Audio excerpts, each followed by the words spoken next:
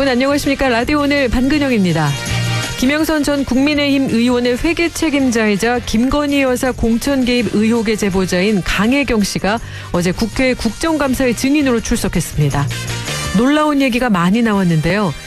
강 씨는 명태균 씨가 수시로 김건희 여사의 육성을 들려줬다고 했고, 김영선 전 의원 공천에 김건희 여사가 개입했다는 의혹도 정면으로 제기했습니다.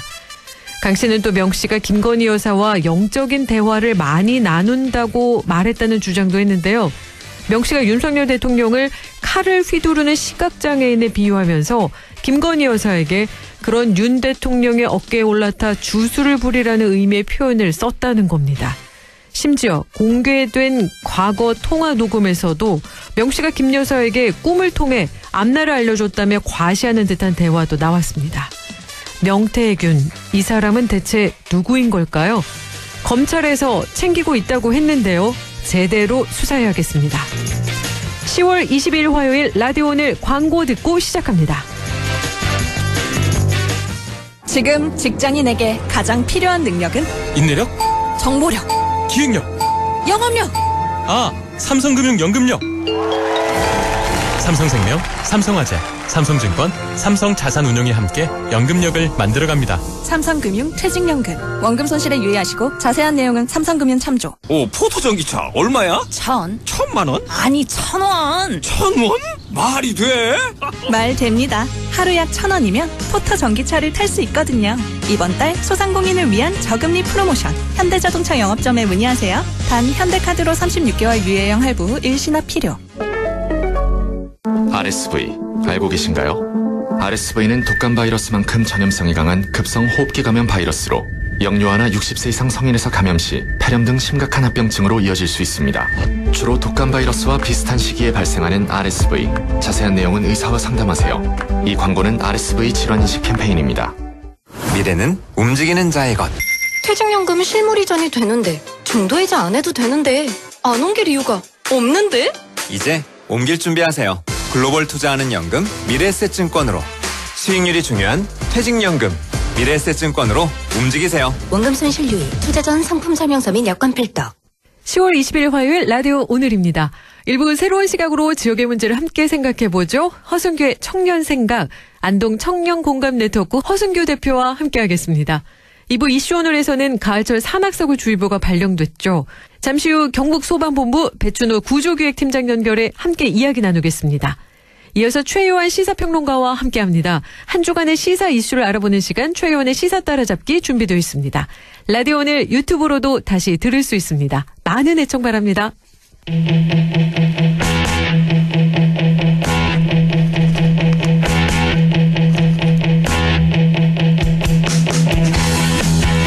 청년의 눈으로 지역사회 이슈를 바라봅니다. 허순규의 청년생각, 안동 청년공감네트워크 허순규 대표와 함께합니다. 네, 반갑습니다. 안녕하세요. 네, 반갑습니다. 오늘 어떤 주제 준비하셨을까요? 네, 여러분 꺼진 불도 다시 보자라는 말이 있지요. 오늘은 지난 8월 말 논의가 중단된 대구 경북 행정통합 재추진 주제를 준비했습니다. 서울특별시에 준하는 대구 경북 특별시 추진 소식을 공유드립니다. 경북도청에 있는 경북 북부 지역민들에게 대구 경북 행정통합 정말 중요한 주제인데요. 지난 8월 말 대구 경북 행정통합 논의가 중단이 됐습니다. 그때 상황을 한번 복귀해 주시죠. 네, 올해 5월 17일입니다. 홍준표 대구시장이 민선 8기 들어 행정통합을 처음으로 공식화하면서 논의가 시작되는데요.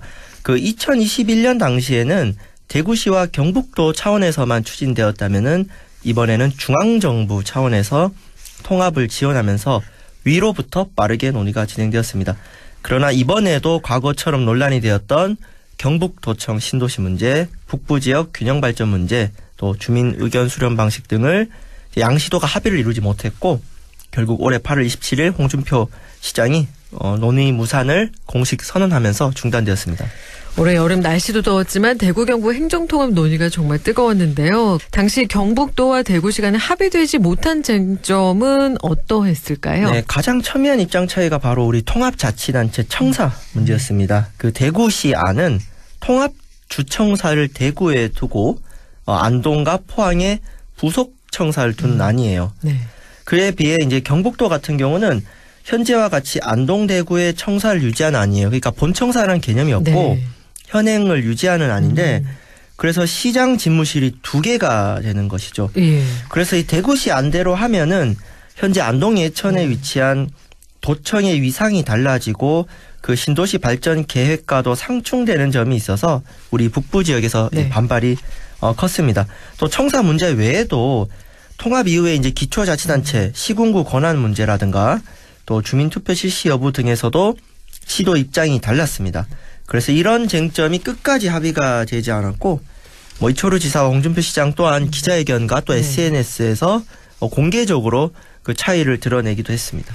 이처럼 경북도와 대구시 간 입장 차이로 무산이 된 행정통합 논의가 최근 재추진되었는데 어떻게 재추진되었을까요? 네, 이렇게 이제 두 지자체 입장이 너무 다르니까 네. 행정안전부와 그 지방시대위원회가 중재안을 냈는데 네. 이 중재안을 양측이 받아들인 것입니다. 그래서 어저께 월요일 오후 2시에 이제 정부청사에서 행안부 장관, 지방시대위원장, 대구시장, 도지사가 모여서 서명했다. 그러니까 중앙정부에서 중재안을 냈고 네. 시도가 받아들였다. 이렇게 해서 재추진되었습니다. 합의서에 어떤 내용이 담겨 있는지 한번 살펴볼까요? 네, 어제 방송에도 나왔지만은 이 공동 합의문에는 통합 추진을 위한 4개 기관의 역할과 7가지 합의 사항이 담겨 있는데요. 먼저 통합 후 지자체 이름은 대구 경북 특별시로 설정되었습니다. 네. 이제 우리 특별 시민이 되는 겁니다. 네. 그리고 이 법정 지위가 서울특별시에 준하는 위상으로 이제 설정을 하고요.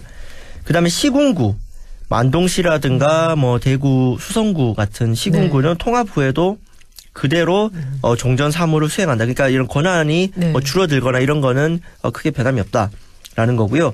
가장 첨예한 쟁점인 청사는 현 대구시와 그 경북 안동 그리고 포항에 있는 지금 환동의 청사가 있습니다. 이거를 모두 활용한다. 그러니까 주청사라는 건 없고요. 네. 그리고 그럼 의회 소재지는 어떻게 하냐 했을 때는 대구시의회, 경북도의회 양 의회가 이제 합동의원총회를 열어서 결정하기로 했습니다. 그리고 의견 수렴 절차 어떻게 할 것인가 했을 때 양시도 의회 의견 쟁취를 원칙으로 하며 충분한 주민 의견 수렴을 위해서 노력하기로 했다. 즉 주민 투표를 하지 않아도 추진할 수 있게 했습니다. 네. 그렇다면 이번 4자 합의로 경북도와 대구시 간의 입장 차이가 해결이 되었다. 이렇게 볼 수 있는 걸까요? 그 주민 투표를 하지 않아도 되는 것을 이제 대구시 입장을 반영했고요. 네. 기초자치단체 권한이 유지가 된 것은 이제 경북도 입장을 반영했다. 요거는 이제 양시도 입장을 조금씩 절충한 것인데 다만 그 행정통합 초기부터 논란이 되었던 경북 북부 지역 균형 발전 문제라든가 그 신도시의 위상에 대한 쟁점은 해결되지 않았습니다. 이 합의문 5항이 중요한데요. 이 보면은 대구 경북 특별시의 청사는 현재 대구시 청사, 경북 안동시, 포항시 청사를 모두 활용한다. 각각의 청사는 청사 소재지별 지역 특성을 고려하여 기능을 배분하고 청사 소재지에 따른 관할 구역을 별도로 설정하지 않는다 정도만 되어 있습니다. 그래서 그 경북의 행정 중심 도시로 발전 계획을 세웠던 경북도청 신도시 입장에서는 과연 통합자치단체에서 기존의 행정 중심 기능, 그러니까 행정 수도 기능을 계승할 수 있을지는 이 문항으로는 담보할 수가 없어요. 열린 결말이에요. 그러니까 과거에 그 행정통합 논의 당시 우리 지사님께서 미국 행정 수도 워싱턴이고 저기 뉴욕이 경제 수도다. 그러니까 이제 경북도청 신도시를 워싱턴처럼 만들겠다. 이런 얘기를 했었어요. 그러니까 대구가 이제 경제 수도 역할을 하고 이러한 부분이 이 합의문에서는 명확하지 않기 때문에 아마 이 쟁점은 향후 도의회 및 권역별 주민 의견 수렴 과정에서 쟁점이 되리라 생각하고 전 이것에 대한 부분이 좀 명확하지 않으면은 아마 우리 북부 지역 특히 도청 신도시에서는 여전히 반발이 클 수밖에 없다고 봅니다. 대구 경북 행정통합 재추진 시점에 대구 정책연구원에서 통합 효과를 분석한 결과가 나왔는데 어떤 내용이 남겼는지도 살펴볼까요? 네, 이게 매우 흥미로운데요. 지난 17일 대구시 산하 직속기관이죠. 대구 정책연구원이 통합이 되면은 100만 제곱미터 이상 개발제한구역 해제 이런 것들 포함한 개발특례 그리고 글로벌 규제 프리존 각종 투자진흥지구 등 획기적인 투자 환경을 조성하는 투자특례가 있고요. 그다음에 지방 양도소득세 및 법인세를 이양해서 연간 2조 원 이상 재정이 증가하도록 뭐 이른바 광역통합교부금이라든가 뭐 이러한 재정 특례 이 세 가지를 받을 수 있다고 분석했어요. 그러니까 네. 통합이 되면은 법이 바뀌어서 개발 특례, 투자 특례, 재정 특례 세 가지가 된다. 이래서 이처럼 획기적인 특례가 확보가 되면은 이제 뭐 대구 경북 통합 신공항이라든가 각종 기업 유치가 활발해진다. 네. 활발해지지 않겠습니까? 그래서 중요한 게 결과예요. 그래서 지금부터 20년 뒤 예. 2045년에 대구 경북이 어떻게 되느냐 했을 때 지역 내 총생산이라는 게 있어요. 지역 내 총생산 GDP죠. 이게 1,512조 원. 감이 안 오죠. 이게 지금보다 8배. 그리고 일자리가 773만 개. 그러니까 지금보다 한 270만 개가 늘어나고요. 깜짝 놀랍니다. 인구 1,200만 명. 지금이 490만 명 정도 되는데 무려 700만 명이 증가합니다. 이렇게 폭발적으로 성장한다는 거예요. 대구 경북 통합되면은. 네.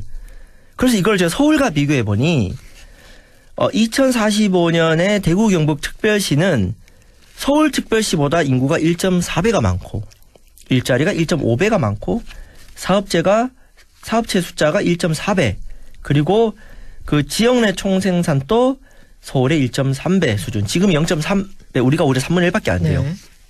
늘어난다라는 아주 장밋빛 환상을 분석을 했고요. 이렇게 되면은 이제 인구 감소가 많은 북부 지역에 이제 막 청년들이 몰려들고 획기적으로 발전한다. 뭐 이런 결과를 분석했습니다. 이대로라면은 뭐 정말 좋겠죠.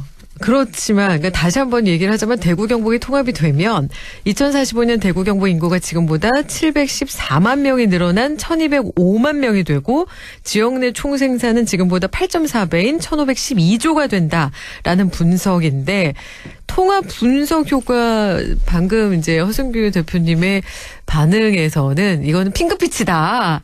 이렇게 짧게 얘기해 주셨는데 구체적으로 입장은 어떻게 보시나요? 네, 이 방송을 들으는 우리 청취자 여러분들께 제가 질문드리고 싶습니다. 과연 대구 경북이 통합이 되면 20년 뒤에 대구 경북 인구가 지금보다 700만 명이 늘어서 1,200만 명이 될 수 있을까? 그러니까 일단은 지금 대한민국 정도의 선진국 경제가 되면은 과거 개발도상국과 달리 폭발적인 경제 성장 인구 증가 자체가 전 세계적으로 어렵습니다. 네. 그러니까 기본적으로 이게 성적이 확 오를 수가 없어요. 그리고 지금 국가적인 저출생 지방 소멸 문제는 여야를 막론하고 지금 쉽게 해결하지 못하고 있거든요. 그래서 통합에 따른 몇 가지 경제 특례 때문에 뭐 일부 성장 효과가 있겠지만 그걸 치더라도 이거 예측치가 너무 과다하다. 그러니까 행정 통합에 찬성할 수 있고 통합이 되면 행정 서비스가 효율화되고 자원의 선택과 집중 등 효과가 나타날 수 있는데 이 무슨 만병통치약처럼 이렇게 민간이 아닌 관공서 보고서 이렇게 과도하게 잡아서 발표하는 것은 전 시도민을 기만한다. 이거 약을 팔아도 정도껏 팔아야 되지. 그러니까 지금 경북 인구가 1985년에 300만인데 지금 40년 동안 50만이 감소했고요. 대구도 2003년 1월에 254명 정점을 찍고 지금 20년째 감소 추세입니다. 그리고 결정적으로 1990년대 중반에 전국적으로 시군 통합을 했어요. 안동시, 안동군 합치고 이렇게 전국적으로 했는데 이렇게 시군 통합해서 인구가 폭발적으로 증가한 지자체가 대한민국에 거의 없습니다. 그러니까 행정 통합을 찬성하더라도 행정을 통합한다고 해서 인구가 폭발적으로 늘어난다는 거는 설득력이 떨어진다. 그래서 대구시가 너무했다고 저는 봅니다. 1,200만 명. 이 700만 명이 어디서 옵니까? 외국에서 오나요? 네, 저는 좀 이해가 되지 않습니다. 네, 좋은 취지라면 조금 더 신중하게 조사를 해야지만 지역민 의견 수렴도 충분히 해야지만 그래 고개를 끄덕일 수 있을 텐데 이 부분은 좀 안타깝다 이렇게 얘기를 해주셨고요. 그렇다면 대구 경북 행정통합 논의 앞으로 어떻게 하면 좋을까요? 네, 첫 번째는 그 통합 효과에 대해서 좀 현실적이고 비판적인 분석 및 토론이 필요합니다. 그러니까 저는 지금까지 뭐 방송에서 여러 번 행정 통합에 비판적 의견을 냈는데 뭐 통합을 한다고 해서 뭐 100가지가 나쁜 건 아니겠죠. 그러면 좋은 점도 있습니다. 근데 그것에 대해서 구체적으로 실질적인 토론하기보다는 지금 뜬구름 잡듯이 뭐 통합되면 인구 늘어난다 이렇게 해서는 하고 나서 오히려 좋지 않다라고 생각이 들고요. 두 번째가 그 합의문에도 있겠지만은 특히 경북 도의회와 지역민 의견 수렴, 북부 지역에 대해서 의견 수렴은 특히나 철저해야 됩니다. 왜냐하면은 그 지난번 통합논의 때도 가장 반발이 심했던 게 북부 지역이고 왜냐하면은 그렇죠. 결국 이 통합 청사 문제예요. 네. 그러니까 도청 신도시를 이전을 1년 만에 한 것이 아니라 1981년에 대구 직할시 분리되고 나서부터 계속 이 도청 옮겨야 되지 않겠냐 해가지고 2006년에 결정한 겁니다. 그러니까 한 10수년의 어떤 그런 의사결정 과정을 거쳤어요.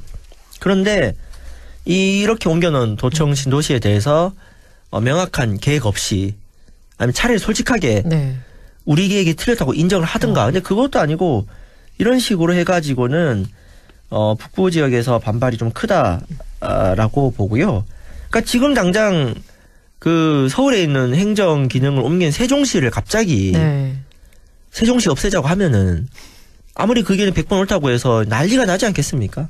그렇기 때문에 도청 신도시 대책이 나와야 된다.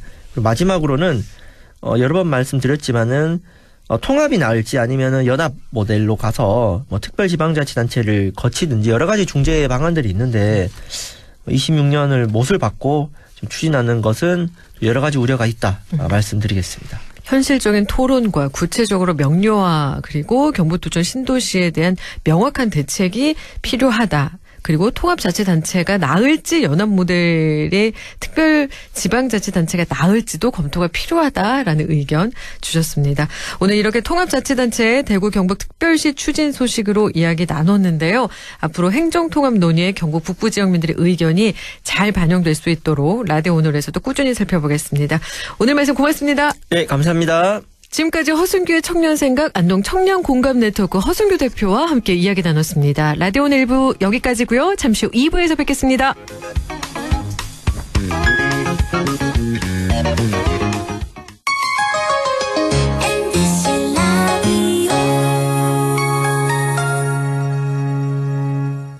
나에게 딱 맞는 대학, 나에게 꼭 맞춘 대학. 나만의 경쟁력을 원한다면 안동과학대학교로 오라. 시대에 딱 취업 중심 실전학과, 학생의 꼭 현장 중심 실무교육, 취업에 맞춤, 내 꿈에 맞춤, 나의 드림핏 안동과학대학교. 미래는 움직이는 자의 것. 퇴직연금 실물 이전이 되는데 중도이자 안 해도 되는데 안 옮길 이유가 없는데?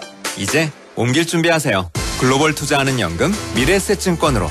수익률이 중요한 퇴직연금 미래에셋증권으로 움직이세요. 원금 손실 유의, 투자 전 상품 설명서 및 여건 필독. 뚜레쥬르 김수현입니다. 누구나 좋아하는 빵을 더 기본 좋게, 그래서 더 기분 좋게. 기본 좋은 쌀 베이글, 기본 좋은 소보식빵. 지금 만나보세요.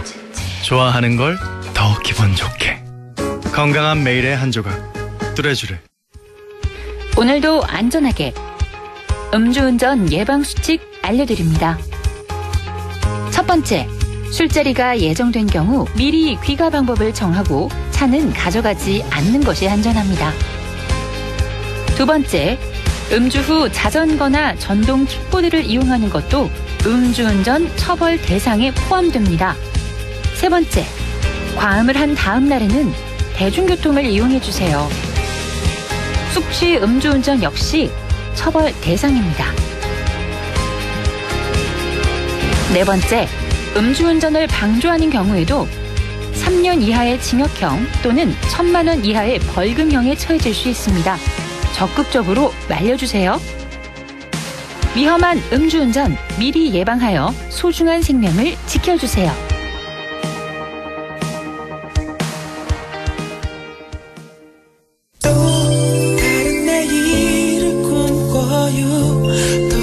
세상을 꿈꿔요. 따뜻한 사랑이 있는 곳 MBC 문화방송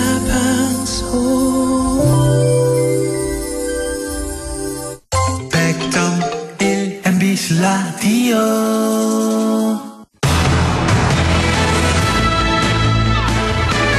라디오 오늘 2부 순서 이슈 오늘입니다. 가을철을 맞아 산을 찾는 분들 많으신데요. 해마다 가을이면 산악 안전사고도 많이 발생하고 있습니다. 경북 소방본부에서 산악사고 주의보를 발령했는데요. 경북 소방본부 구조기획팀장 배춘호 소방령 연결해 함께 이야기 나누겠습니다. 안녕하십니까? 예, 반갑습니다. 네, 반갑습니다. 경북 소방본부 지난 16일부터 오는 11월 10일까지죠. 산악사고 주의보를 발령했는데요. 산악사고 주의보 발령의 배경은 무엇일까요? 예. 본격적인 단풍철을 맞아 단풍 산행, 임산물 채취 등 산을 찾는 등산객 증가로 산악사고 건수가 크게 증가할 것으로 예상됨에 따라 지난 16일부터 오는 11월 10일까지 산악사고 주의보를 발령하였습니다. 지난달 9월에도 산악 안전사고가 발생한 경우가 있었다고요? 어떤 사례였을까요?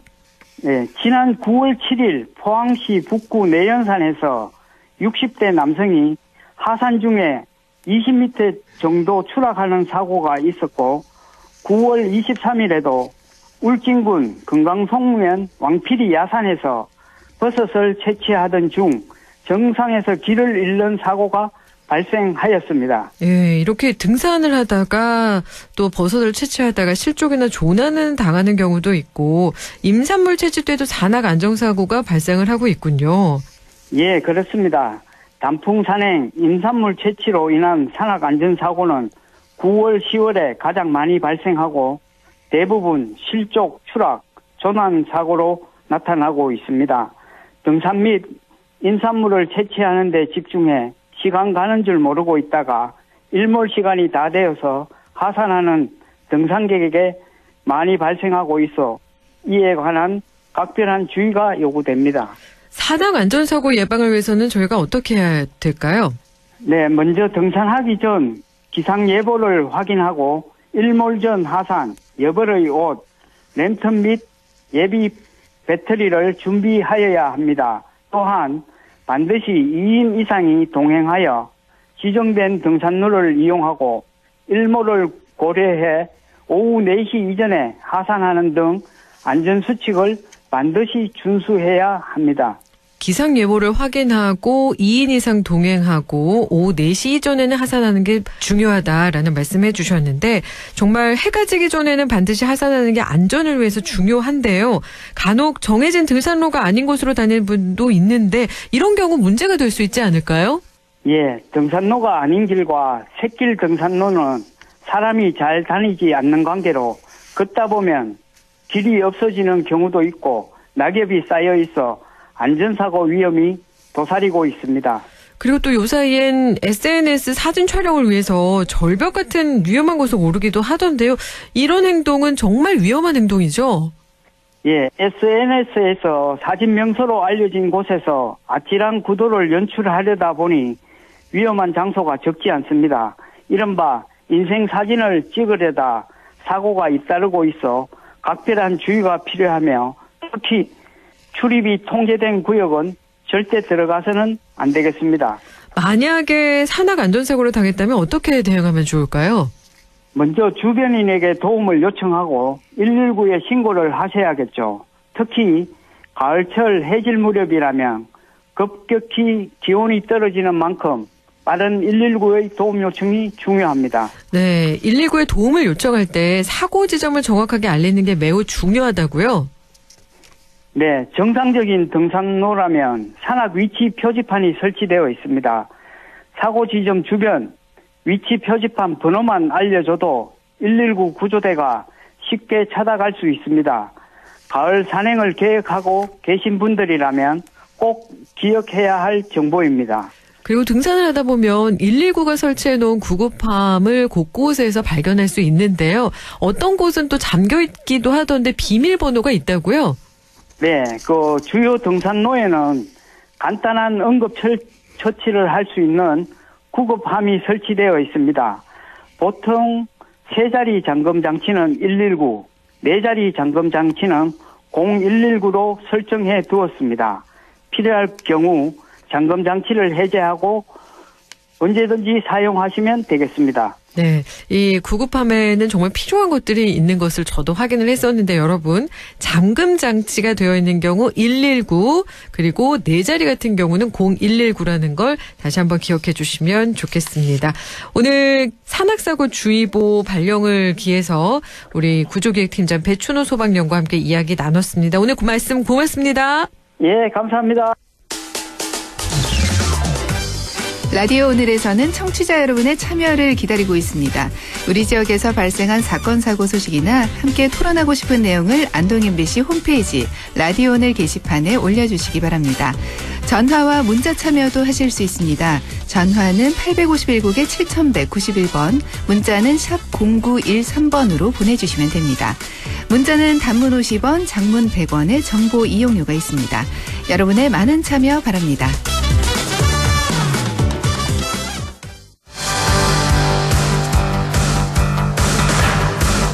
시사 이슈를 함께 이야기해봅니다. 올 2024년 노벨 문학상은 대한민국의 한강 작가가 수상했습니다. 1970년생, 지난 30여 년 동안의 한강 작가의 작품과 그의 노고를 스웨덴 한림원에서 인정한 건데요. 세계적인 한강 열풍이 불고 있습니다. 최요한의 시사 따라잡기, 오늘 노벨상에 대해 최요한 시사평론가 연결해 자세히 알아보겠습니다. 안녕하세요. 예, 반갑습니다. 최요한입니다. 먼저 한강 작가 노벨 문학상 수상 후 정말 많은 일들이 벌어졌잖아요. 그렇습니다. 예년 같으면 노벨 문학상 작품이라고 대형 서점에 특별 코너 마련되고 방송에서 노벨 문학상 수상한 작가와 작품에 대해 설명하고 사람들은 그거 보면 감동하고 수동태로 받아들여졌는데요. 네. 올해는 정말 특별한 상황입니다. 독자들은 내가 노벨 문학상 작품을 읽다니 하는 반응이 아니라 내가 읽은 작품이 노벨 문학상 작품이라니 뭐 이런 반응이에요. 노벨 문학상 작품을 원어로 읽네요. 한강 작가가 한국어로 썼으니까. 네. 이래 그 외에 엄청난 반응들이 나옵니다. 특히 한강 작가의 작품이 최소 600배에서 700배, 특히 작별하지 않는다는 경우는 3,422배의 판매량을 증가했습니다. 한동안 이 출판계는 한강 투스를 누릴 거라고 이야기가 나옵니다. 또 하나 빼놓을 수 없는 장면은 작가 한강의 작품들이 불운서적으로 찍혀 군 진중구 선정에 탈락했다라는 거. 또 보수 학부모들의 항의로 한 고등학교에서는 그의 책이 폐기되었다는 것. 이를 지시한 경기도 교육청은 엄청나게 욕먹으면서 개별 학교의 책임으로 돌려서 더 욕먹고 있다는 것. 과거 박근혜 정권 시절에 작가 한강도 블랙리스트에 올라와서 피해를 봤다는 것, 그리고 그 블랙리스트 작업에 실무 책임자가 현 정권의 문체부 차관이 되었다는 것, 그리고 아무도 사과하지 않았다는 것까지. 뭐 이후에 뭐 극우 인사들이 스웨덴 대사관 앞에서 시위를 벌이거나 SNS에 저주연으로 퍼부었다는 것부터 시작해서 또 조선일보가 작가 한강의 노벨상 수상에 대해서 축하한다면서 그의 작품 제목을 일절 거론하지 않았다는 것까지 정말 노벨상 수상 엄청난 일이 벌어지고 나서 더 엄청난 일들이 계속 벌어지고 있습니다. 네, 앞으로도 여러 가지 일들이 벌어질 것 같은데 본격적으로 이야기를 해볼까요? 그러면 먼저 노벨상을 만든 알프레드 노벨이라는 사람이 어떤 사람인지부터 설명해 주세요. 이 알프레드 노벨은 1833년 당시 스웨덴과 노르웨이 연합 왕국에서 태어났습니다. 그러니까 아버지 임마누엘 노벨도 발명가였어요. 여러 가지 무기의 화약을 개발했던 사람이고요. 그런데 임마누엘 노벨이 크림 전쟁 당시에 러시아 편에 서서 무기를 제공했거든요. 근데 러시아가 전쟁에 졌습니다. 그래서 러시아 제국이 임마누엘 노벨에게 보상하지 않았고 또 승자인 연합군에게도 찍혀서 그의 무기 공장은 파산되었습니다. 쫄딱 망한 거죠. 8남매 중 셋째였던 노벨은 어릴 때부터 폭약에 관심이 많았대요. 그 깡통에 흑색 화약을 꽉꽉 채워놓고 터뜨려서 대폭발을 일으키고 온 동네를 난리나게 했다고 합니다. 그 기질이 어디 안 가는 거죠.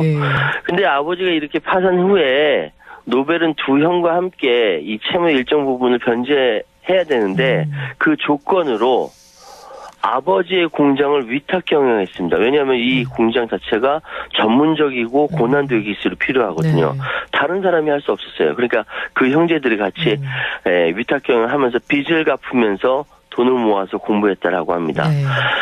이후에 공장이 또 폭발해서 동생과 직원들이 죽고 그 충격에 아버지도 세상을 떠나게 됐는데요. 그러다 보니까 노벨은 어떻게 하면 폭약을 안전하게 만들 수 있을까 이런 연구를 했대요. 그리고 이윽고 1866년 다이너마이트를 발명했는데 다이너마이트는 폭발력이 뛰어나고 무엇보다도 매우 안전하고 조절하기 편해서 취급하기 편해서 광산업 등에 널리 쓰였다라고 합니다. 네.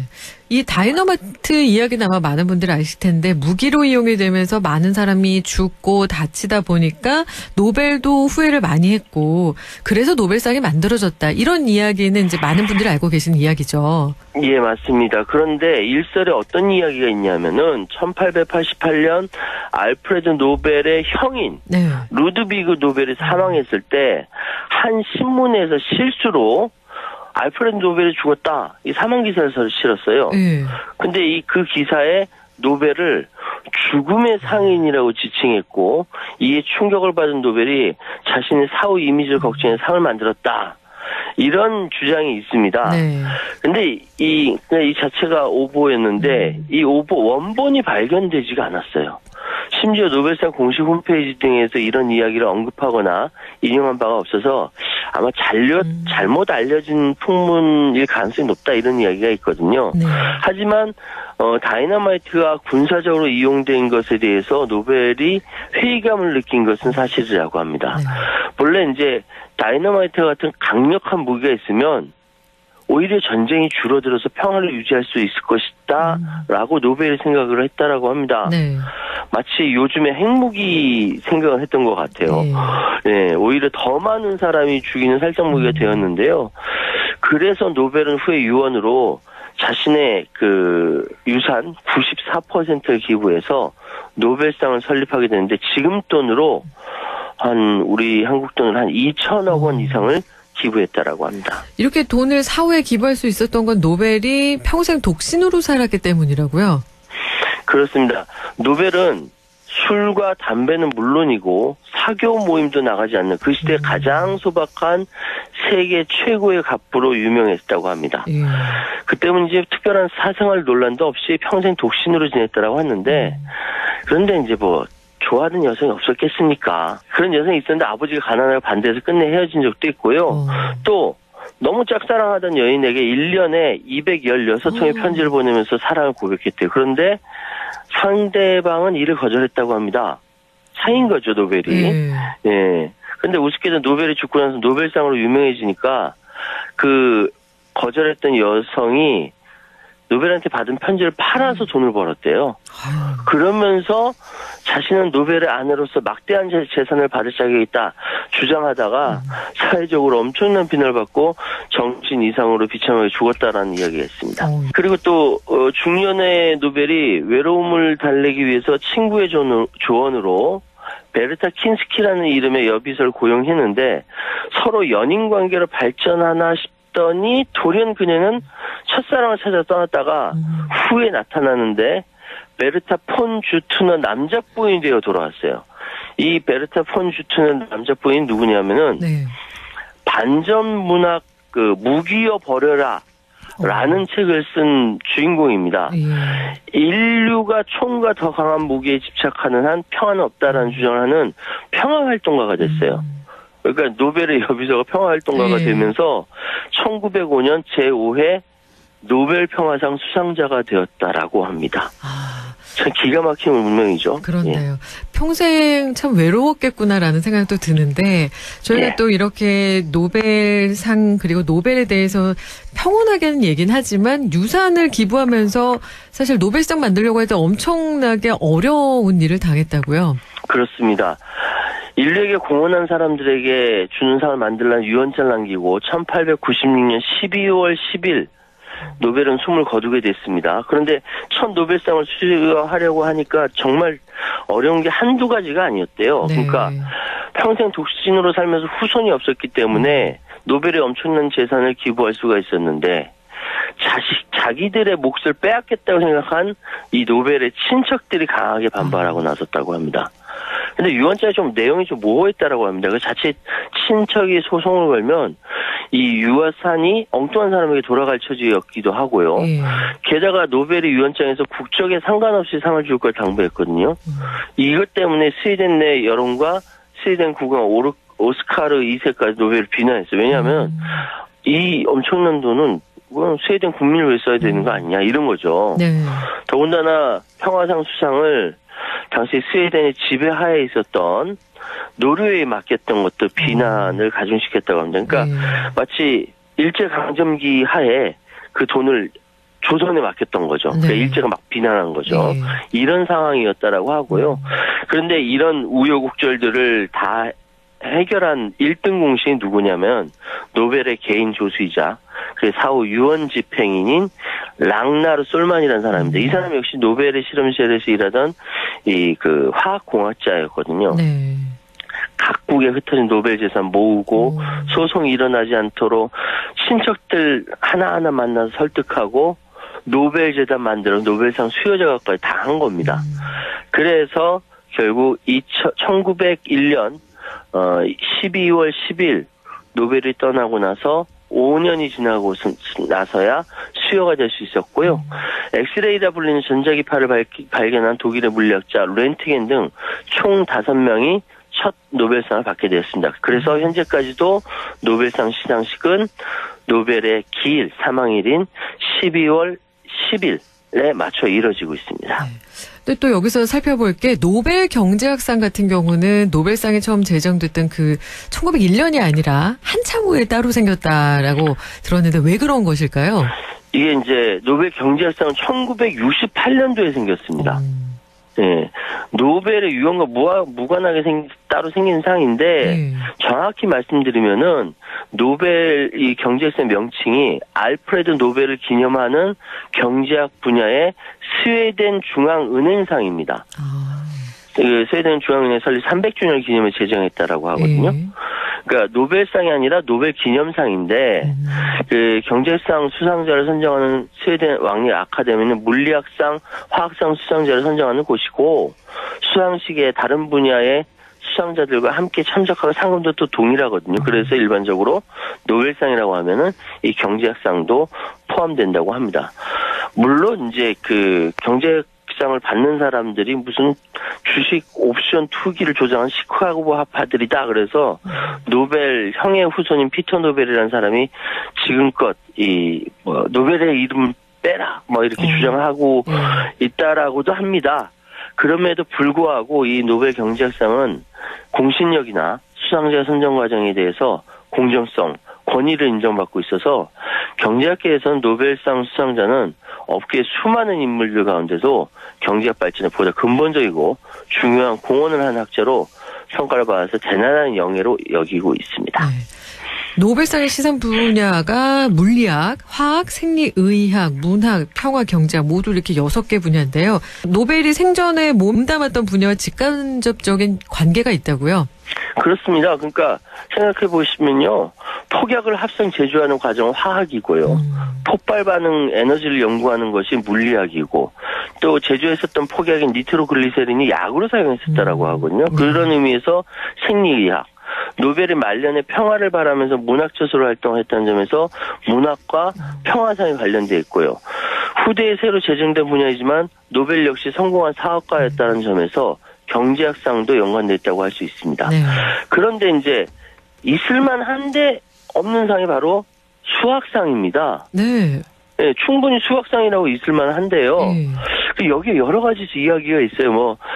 평소에 어떤 수학자와 이렇게 사이가 좋지 않아서 그 사람이 수학상 받는 꼴을 보기 싫었다부터 시작해서 자기가 흠모했던 여인이 하필이면 수학자를 선택하는 바람에 사랑이 끝났다 여러 가지 이야기가 있지만 사실은 이제 노벨이 수학은 실용 학문이 아니라서 노벨상 취지에 맞지 않다라고 생각했기 때문에 만들지 않았고 이에 분노한 수학자들이 방금 말씀드렸던 이 소문을 꾸며냈다 이런 이야기도 있습니다. 물론 수학과 관련된 상은 필즈상이라든지 아벨상이라든지 여러 상이 존재하는데 이 상에 노벨상에 준할 정도죠. 어쨌든 그렇다고 해서 수학자들이 상을 안 받은 건 아니에요. 예를 들어서 경제상을 받은 존 내시 게임 이론의 초안을 내고요. 그리고 이제 물리학상을 받은 로저 펜로즈 블랙홀 연구 성과로 노벨 물리학상을 받은 사람도 역시 수학자였습니다. 정말 노벨상 숨은 이야기가 많은데요. 그렇다면 노벨이 전 세계적으로 권위를 얻을 수 있는 건 어떤 이유 때문일까요? 노벨상은 인류에 가장 큰 공헌을 한 사람들에게 수여하는 것을 원칙으로 하고 물리, 화학, 생리 및 의학, 문학, 평화, 경제 6개 영역에서 수상자를 결정합니다. 1년에 걸친 심사 과정은 공정한 후보자 추천, 연구 성과에 대한 객관적 검증을 통해 이루어진다라고 하고요. 1901년 노벨상이 처음 제정될 때는 당시 최대 규모를 자랑하던 상금의 절대 액수가 워낙 이 위상을 높이는 데 큰 기여를 했지만 현재 노벨상의 가치는 수상으로 인한 경제적인 부보다는 이 부여받는 그 부는 당연히 부여받죠. 동시에 인정되는 최고의 석학의 명예에서 비롯됐다고 말씀드릴 수 있습니다. 인류의 복지를 위한 연구를 지원하는 높은 임명과 수상자 선정의 객관성 그리고 이런 원칙을 오랜 기간 지켜온 일관성이 100여 년이라는 시간을 초월한 권위를 이뤄낸 것이다 라고 할 수 있습니다. 네. 워낙 노벨상이 특별하다 보니까 뒷얘기도 풍부하다고 하는데 알려지지 않은 이야기가 좀 더 있을까요? 마하트마 간디는 1948년 노벨 평화상 수상에 유력했지만 후보 선정 이틀 전에 암살당했습니다. 네. 그래서 후보에 탈락했다고 하는데 노벨상 수상자는 살아있는 사람만 대상으로 한다고 합니다. 네. 그런데 이 금기의 벽을 깬 사람도 있어요. 2011년 노벨 생리학상을 공동 수상한 캐나다의 렐프 스타인먼인데 발표 직후에 이 렐프 스타인먼이 지병인 췌장암으로 숨졌습니다. 그렇지만 노벨위원회는 수상을 철회하지 않았습니다. 금기가 깨진 거죠. 그리고 예를 들어서 유태인 인구가 전 세계에서 1,400만 명인데 전 세계 인구에서 0.2%에 불과하지만 역대 노벨상 수상자가 22%가 유태인이거나 유태인 가문에서 태어난 사람이다. 그리고 노벨상 수상자들은 상을 받은 뒤 6개월 이내에 강의를 하는 것이 의무이고 평균 40분 정도 강의를 했다라고 합니다. 근데 지난 2012년 경제학상 수상자인 로이드 샤플리 교수는 딱 7분 강연하는 걸로 주목을 끌기로 했다라고 하고요. 1964년 실존주의 철학자 장폴 사르트르는 노벨 문학상 수상을 거부했습니다.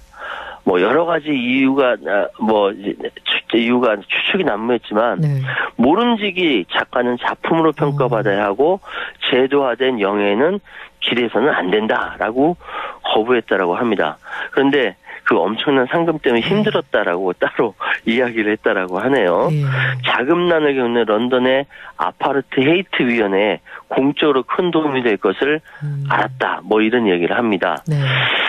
그 외에 여러 가지 이야기들이 있는데, 감옥에서도 노벨상 수상을 들은 사람도 있고, 그런데 우리에게 노벨상이 가장 큰 의미가 있다라는 것은 무엇보다 올해 2024년에 우리 대한민국의 작가 한강이 노벨 문학상을 수상하면서 지금 전 세계는 한강 열풍이 불고 있다는 점이겠죠. 네. 오늘 이렇게 2024년 노벨 문학상에 우리 대한민국의 한강 작가가 수상을 하게 된 기념으로 노벨상과 관련된 이모저모 짚어보았습니다. 오늘 말씀 고맙습니다. 예, 감사합니다.